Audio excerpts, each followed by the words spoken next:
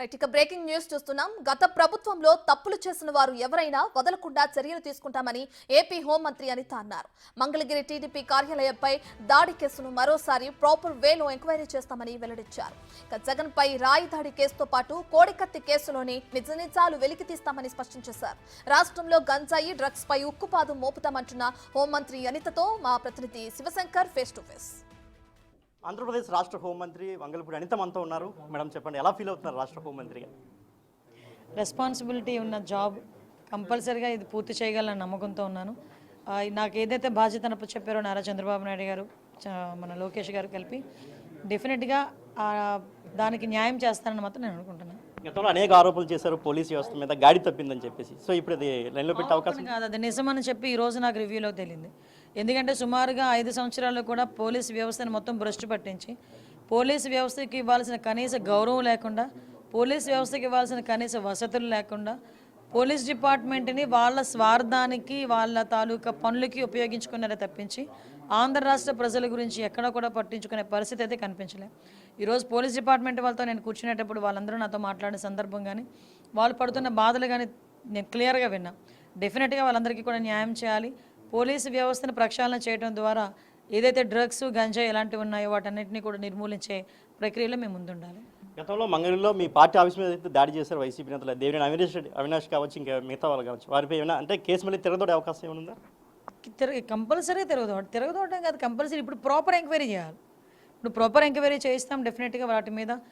ఇంతవరకు ఏంటంటే కనీసం పోలీస్ కేసులు పెట్టమన్నా కూడా మా మీదే పోలీస్ కేసులు పెట్టే పరిస్థితి, కౌంటర్ కేసులు మా మీద చాలామంది మీద పెట్టారు. వాటన్నింటి మీద కూడా దృష్టి పెడతాం. డెఫినెట్గా ఏదైతే పార్టీ ఆఫీస్ మీద జరిగిన దాడి అవనియండి, చంద్రబాబు నాయుడు గారి ఇంటి మీద జరిగిన దాడి అవనియండి, అన్నిటి మీద కూడా మళ్ళీ ఎంక్వైరీ చేస్తాం. ఆ డిపార్ట్మెంట్ వాళ్ళందరినీ కూడా దాని గురించి క్లియర్ కట్గా అడిగి ఎవరైతే నిందితులు ఉన్నారో వాళ్ళందరి మీద కూడా చర్యలు తీసుకుంటాం. జగన్పై ఎన్నికల ప్రచారంలో గులకరాయి దాడి జరిగింది, ఒక అమ్మాయికి జైల్లో పెట్టారని మీరైతే ఆరోపణలు చేశారు టీడీపీ. సో దాని గురించి ఏమంటారు? నేను దాని గురించి మాట్లాడే ముందు కోడికత్తి శ్రీని గురించి మాట్లాడుకుందాం. కోడికత్తి శ్రీని 5 సంవత్సరాలు లోపల పెట్టారు. కోడికత్తి శ్రీని అంటే అప్పుడు డ్రామా ఆడాడు, ఇప్పుడు డ్రామా ఆడుతూనే ఉంటాడు. అంటే ఫస్ట్ టైం జనాలు నమ్మారు, రెండోసారి తోసారు పక్కకి. ఎలా తోసారంటే ఫుట్బాల్ తంతే ఎలాగెళ్తుందో అలా పంపించారనమాట. ఎందుకంటే ప్రజలు ఒక్కసారి మోసం చేయొచ్చు, పదే మోసం చేయలేం కదా.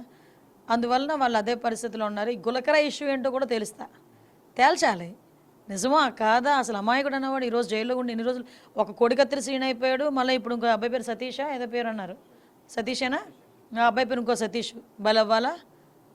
కంపల్సరీ దాని మీద కూడా ఎంక్వైరీ చేస్తాం.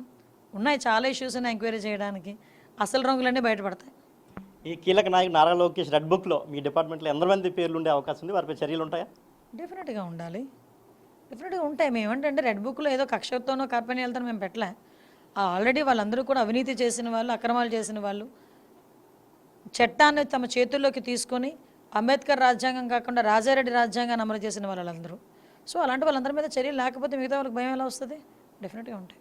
సో మనం ఫైనల్గా చెప్పండి, డ్రగ్స్ గంజాయిపై ఏ విధంగా మీ చర్యలు ఉండే అవకాశం? డెఫినెట్గా వాటి రెండింటి మీద కూడా నిర్మూలన అంటే ఏదంటారు కదా, నిర్మూలనే ముందు ధ్యేయంగా పెట్టుకున్నాం. అసలు అవి సోర్స్ లేకుండా అట్ ద సేమ్ టైం ట్రాన్స్పోర్టేషన్కి కూడా ఎటువంటి ఫీజిబిలిటీ లేకుండా చర్యలు తీసుకోవడానికి చెక్ పోస్టులు ఏర్పాటు చేయడం అనేది, సీసీ క్యామ్స్ ఏర్పాటు చేయడం అనేది, కొంచెం చట్టాన్ని కఠినతరం చేయడం అనేది అన్నీ కూడా ఈరోజే మాట్లాడడం జరిగింది. ఒక 3 months టార్గెట్ పెట్టుకున్నాం. 3 monthsలో డెఫినెట్గా ఆ గంజాయిని, డ్రగ్స్ని అరికట్టే బాధ్యత తీసుకుంటాం. ఖచ్చితంగా పోలీసు వ్యవస్థను అయితే గాడిలో పెడతాం. అదేవిధంగా గంజాయి డ్రగ్స్ని ఖచ్చితంగా రాష్ట్రంలో నిర్మూలిస్తామని అయితే రాష్ట్ర హోంమంత్రి వంగలపూడి అనిత మనతో చెబుతున్నారు. కెమెరామెన్ మురళితో శివశంకర్, బిగ్ టీవీ.